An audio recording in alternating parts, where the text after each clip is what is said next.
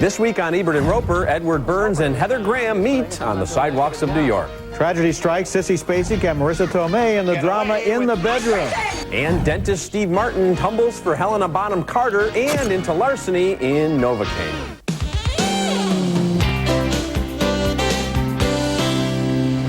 So are you writing anything now? No. You know, every time I try and get started, something comes up from work and I just get distracted. Well, maybe one day I'll be in Barnes & Noble and I'll see one of your books on the shelves and I'll pick it up. Heather Graham and Edward Burns do a verbal two-step around their obvious mutual attraction in Sidewalks of New York, one of 5 new movies we'll review this week. I'm Roger Ebert. And I'm Richard Roeper. Sidewalks of New York was scheduled to open September 21st, but the release date was pushed back amid concerns that audiences wouldn't be in the right frame of mind to see a relationship movie set in Manhattan. I was taken out of the story when Edward Burns did a monologue against the backdrop of the World Trade Center and when Heather Graham talked about her generation living in a time of no great strife. Still, that doesn't mean Sidewalks of New York should have been shelved. I was just wondering, have you seen this? No. It's really good. I mean, it's very different. Yeah, you know what? I mean, I'd love to help you out here, but I gotta watch this for work. Oh, really? You sure? They've got like a great selection of other. Yeah, no, I know, but I gotta see this one. That's Rosario Dawson as Maria, a school teacher who has a brief but meaningful relationship with Burns' Tommy, who's in search of an apartment after his girlfriend dumped him. Graham plays his realtor. Well, I'm sure your wife would love it. How many kids do you have? My wife? I'll let you know when I meet her. So what about you? Any kids? No. You married, though? That's a wedding ring on your finger, right? Yeah. Happy? Are you writing a book? Graham's husband is a philandering dentist played by Stanley Tucci. In a flashback scene, we see how he met his teenage mistress. You have a very different look. It's not you're not a classic beauty. I think you have the look of the new millennium. The look of the new millennium. Yeah. And that's Brittany Murphy from Don't Say a Word and Riding in Cars with Boys. And Summer Catch. I bet her agent's riding around in a new car these days. Sidewalks of New York is so derivative of vintage Woody Allen that writer, director, star Burns should almost be giving Woody a screen credit. But what's so bad about imitating Manhattan or Hannah and her sisters? This is a wonderful cast led by the hilarious, duplicitous Stanley Tucci, the spunky Brittany Murphy, and the lovely Rosario Dawson. Sidewalks of New York is a love letter to a city and a populace that deserve it. Now that I agree with, and I think the movie should have been released on September the 21st, because what the heck, all movies shot before September 11th are going to come from a different world, and that's just the way it is. And this movie is a love letter to this city and to these 3 couples, or actually 3.5 couples, who kind of do a rondelay and wind up switching partners, and maybe if they make a sequel in 3 years, they will have all switched again, because... That's a good point. Why don't they make a sequel? They don't make sequels to movies like this, usually these character-driven relationship movies. We just leave them where they're at, and they give us sequels to stuff I don't want to see sequels to. And Burns he's a really solid writer. He's had a couple of clunkers, maybe because he just didn't grow too much, but I think he listens to the dialogue. He has people talk intelligently to each other. And Stanley Tucci, you know, it's one thing to cheat on your wife with your mistress, but to cheat on your mistress with your wife, now that's going too far. All right. Our next movie is In the Bedroom, and this is one of the most powerful films of the year, the story of 2 families torn apart by a violent man. Marissa Tomei stars as a divorced mother who's dating Nick Stahl, a man about 10 years younger than she is. That's not the only problem. A bigger one is her abusive ex-husband Richard, played by William Apother, who won't accept the fact that his marriage is over. What am I talking about? I'm talking about moving back is what I'm talking about. You don't change. You don't change, do you? No. No, I don't change. Everything around me changes. You change. You take my house, and you take my kids. Richard returns and tears up the place, and in a later encounter injures the Nick Stahl character. His parents, played by Sissy Spacek and Tom Wilkinson, are worried that the situation will get way out of hand. You gonna press charges? No. Well, what's to stop him from doing it again? Did you hit him at all? Come on, tell me you hit him. Just so he doesn't do it again. The heart of the movie involves those 2 parents who love their son in different ways and perhaps view his relationship with Marissa Tomei in different ways. Their scenes together are truthful and intimate. Oh, God, you don't think he wants to? Oh, he's not gonna marry her. Well, then what's he doing with her? She probably loves him. Girls always have. Let's just leave it at that. In the Bedroom was directed by Todd Field, himself an actor, and he shows close attention to the nuances of the performances. Tomei is wonderfully warm and conflicted as the divorced mom, and Nick Stahl does a fascinating job. But the movie belongs to Tom Wilkinson, and especially to Sissy Spacek, whose performance takes it in a surprising direction and focuses on how grief sometimes turns to anger and starts looking around for a target. There are Oscar-quality performances from Sissy Spacek, from Wilkinson, and Marissa Tomei here. And there were moments when I was watching this film where it just took my breath away, not because something so shocking happened, but because of the dialogue and the situations these characters are in. It's so real, and there's so much tension, and you're on the edge of your seat just watching these great actors recite this wonderful dialogue, interpret this wonderful dialogue. You're right. You know, one of the things that Todd Field does here is he reveals things that are going on underneath. So you think you know, let's say in the first half hour, what the movie is about, and in the first hour, what you think the movie is about. Right. And then all this time, Sissy Spacek and, in his own way, Tom Wilkinson are preparing surprises for us right there in full view, and then suddenly they break loose of what's going on inside of themselves and makes it into a whole other movie. It's a really powerful piece of work. Okay, coming up later in the show, Steve Martin gets mixed up in murder in Novocaine. Why don't you talk to your little friend with the red panties, huh? I bet she knows more than I do. And coming up next, 3 former classmates have a tense reunion in Tape. Well, I guess it just didn't work out.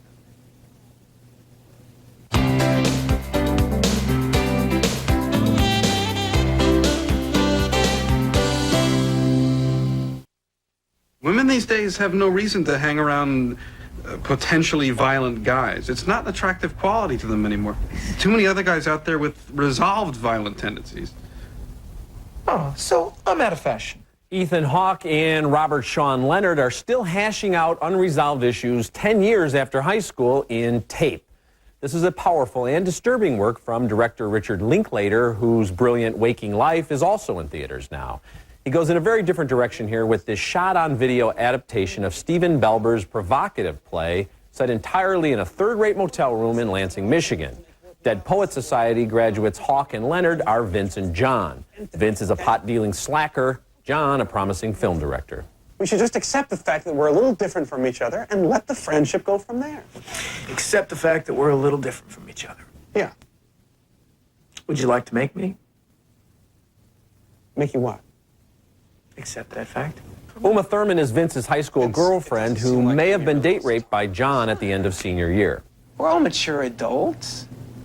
Oh, why can't we talk about a high school crush happened 10 years ago? Fine, then I'm going to let you two have this discussion without me. All right. Before you go, I'm just curious as to why nothing came of Amy's crush for you. Amy? All 3 are strong here, but Thurman is unforgettable. Her transitions from flippant manipulation to searing honesty represent some of the best work of her versatile career. Tape plays in real time in a cramped space, but there are a lot of surprises lurking in the corners of that room. Belber's fierce dialogue and Linklater's nimble camera work seem to take us out of that room, actually, as we digest the various explanations for what happened to these people a decade earlier. This is a stark portrayal of a relationship triangle that's been horribly tainted by macho competition. Yeah, that's what's happening in that room is these 2 guys are still fighting over that girl after 10 years. Yeah. And they're going through all these postures of righteousness and self-justification, and she comes in and calls both of their bluffs. Yeah. And it's really interesting the way it builds and builds. It's kind of like Mamet's play Oleana, except it has an entirely different angle on what went on, where what went on 10 years ago is not the same thing as who's to blame or who even owns the blame today. Yeah, they think it's going to happen this way, and Ethan Hawke's character thinks he's got all the answers here, and he gets knocked on his rear end, verbally speaking, not literally. And everybody changes in a different way by what happens in that room, but not the way we expect.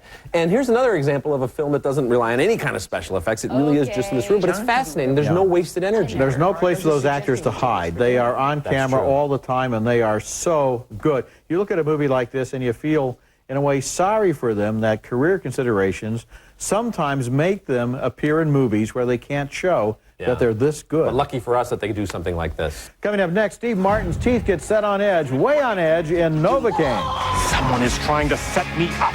And looking ahead to next week, we'll have a special program, Ebert and Roeper's American Film Festival.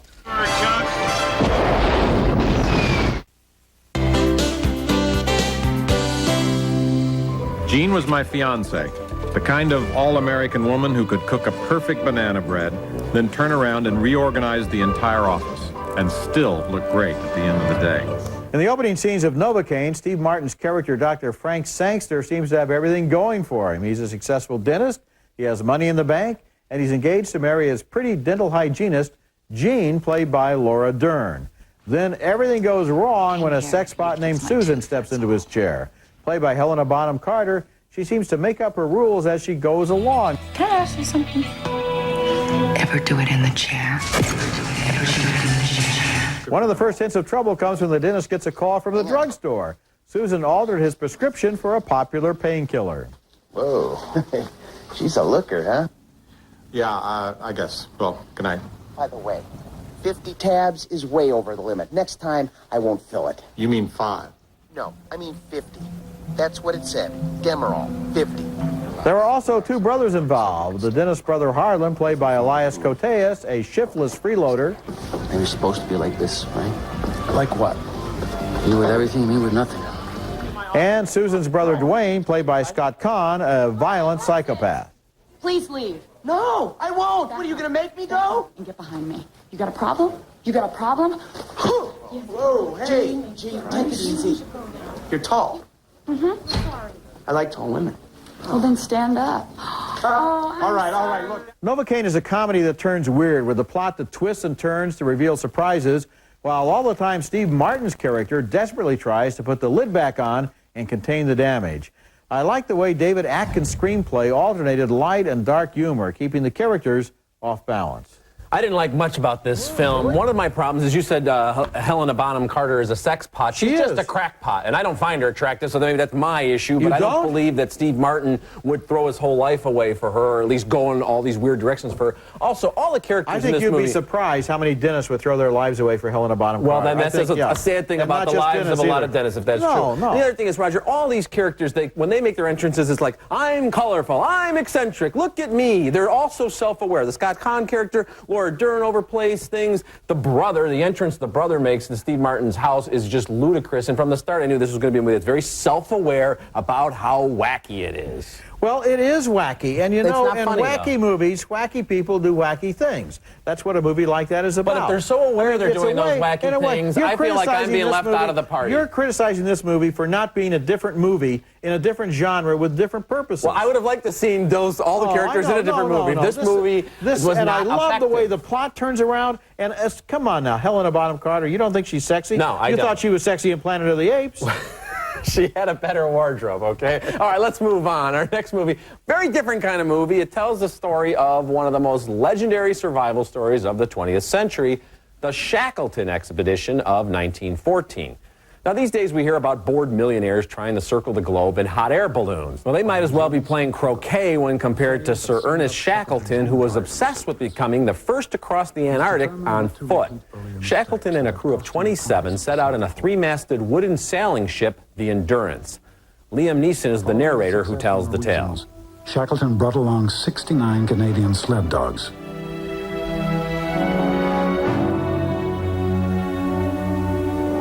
Food supplies would also be depoted for the 6-man sledging party that would make the 1,500-mile journey across the Antarctic continent. Shackleton was only 1 day away from Antarctica when his ship was trapped in a frozen vise. He and his men were locked in place for 10 months. In July, a blizzard raked the Endurance. As the ice groaned and heaved, Shackleton paced his cabin. Captain Worsley recalled, "He said to me, the ship can't live in this, skipper. It's only a matter of time. What the ice gets, the ice keeps." When the ship crumbled, the men started walking for 5 more months. And then a small crew set out for the closest thing to civilization, Elephant Island. It was a year and 4 months since they had touched land.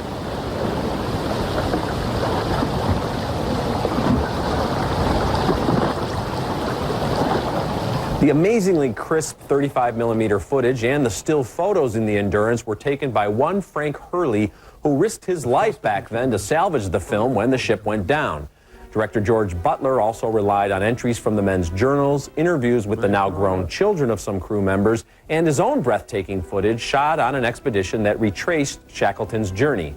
In one sense, the Antarctic mission was a failure, but the 2-year odyssey and Shackleton's refusal to let his men perish were even more impressive than his original dream.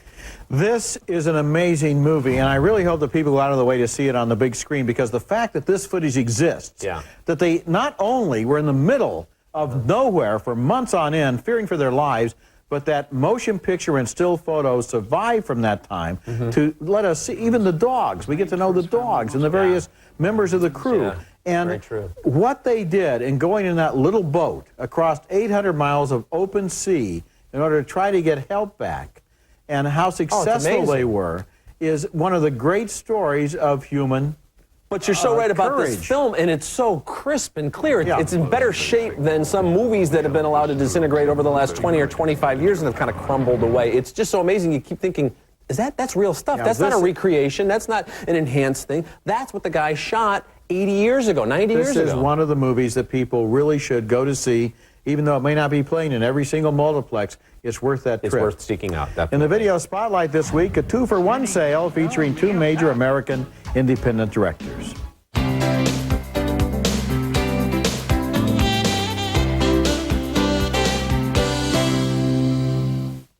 Ebert and Roeper's Video Spotlight is brought to you by Nestle Raisinets. Try Raisinets in new, convenient, resealable bags. Hey, can I help you? Can't be too careful nowadays, you know. A lot of tea leaves about. You know what I mean? Excuse me? Tea leaves. Thieves. Terry Valentine. Do you know him? Sometimes a good deal comes along and you can't explain it, but you don't complain. In the video spotlight this week are 2 intriguing recent movies by different major directors, Steven Soderbergh and Jim Jarmusch, that have been bundled together for the price of one. On one disc is The Limey, Soderbergh's 1999 film starring Terence Stamp as a British ex-con who travels to Los Angeles seeking revenge against the killer of his daughter. Peter Fonda plays the man he's looking for, and both actors give convincing character performances that make the movie much more than a crime thriller, more of a meditation on pride. Tell me about Jenny. Tell me about Jenny. I needed money. I would have given her anything she wanted, but she didn't want it. She found out about my deal. She tried to stop me. Maybe in a way that's also the theme of Jim Jarmusch's Ghost Dog, a movie from 1999 starring Forrest Whitaker as a hitman who works for a mafioso but never sees them. He follows the way of the samurai, which in his case is a lonely and sad way, although the movie has some wonderful offbeat humor in it.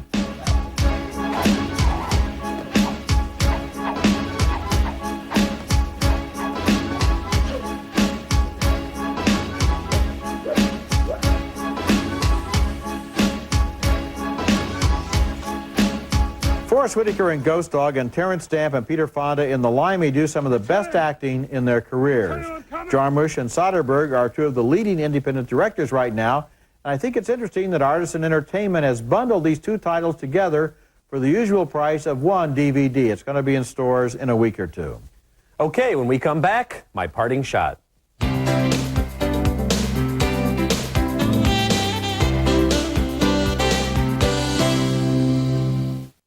Join Roger and Richard for the 2nd annual Ebert and Roeper Film Festival at Sea. Set sail to the Bahamas, February 28th through March 3rd, 2002, aboard the Disney Wonder, with a stop at Disney's own private island paradise, Castaway Cay. Call your travel agent or 1-800-945-3806. I'm nervous. I'm very nervous. Are you a bit overwhelmed? Overwhelmed, but so excited and so thrilled to be here. The Daniel Radcliffe we saw at the London premiere of Harry Potter was more mature looking than the Daniel Radcliffe we see in the actual movie. Emma Watson and Rupert Grint are also sprouting rapidly, as muggles of that age are apt to do. This could be a problem for the series. What happens if Grint ends up 8 inches taller than Radcliffe, or one of the kids goes through a really awkward phase? We might end up with Harry Potter and the bulging Adam's apple. The teen years can be rough on movie youngsters. Just ask Anthony Michael Hall or Macaulay Culkin. I just hope these kids don't surrender too much of their real lives to the intense demands of doing one Harry Potter movie after another as quickly as possible, and that's my parting shot. Okay, recapping this week's movies, 2 thumbs up for Sidewalks of New York, 2 very enthusiastic thumbs up for In the Bedroom. Both of those movies open next week. 2 more thumbs up for Tape, We split on Novocaine, but 2 thumbs up for the Endurance, and I hope people look for that one. I hope so, too. Remember, you can visit our website at ebertandroper.tv and read us in print at suntimes.com. Next week, a special show, Ebert and Roeper's American Film Festival. Until then, the balcony is closed. You know, I'm still thinking about the Endurance, and I wonder why it is that people have such a built-in reluctance to go to see documentaries in movie theaters, even after we tell them how amazing it is. Because for some reason, when you hear the word documentary, a lot of people think, oh, it's like they're in 6th grade again and they have to watch some movie that they're going to fall asleep in school. Right now at Baskin-Robbins, take home 2 pre-packed quarts for just $6. It's the perfect time to try something new. Baskin-Robbins, what's your flavor? Video games blast through batteries and your money. So arm yours with Rayovac Maximum. They have long-lasting alkaline power for less. Rayovac. These babies were conceived using the Clear Plan Easy Fertility Monitor. It identifies more fertile days each cycle than any leading method. Clear Plan, clear results. But service done right the first time. Count on the pros at Meineke for your mufflers, brakes, and shocks. At Meineke, you'll get a lot, but you won't pay a lot. Closed captioning for Ebert and Roeper is brought to you by